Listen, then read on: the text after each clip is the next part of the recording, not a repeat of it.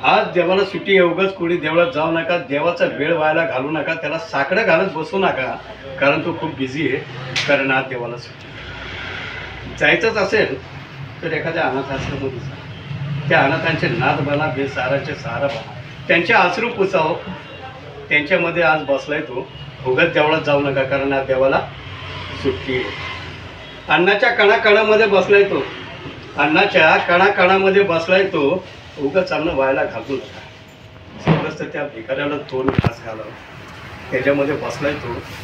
उगाच देवळात जाऊ नका, कारण आज देवाला सुट्टी आहे. पंढरीच्या विठोबाच्या दर्शनाला लाखो भाविक लोटतात.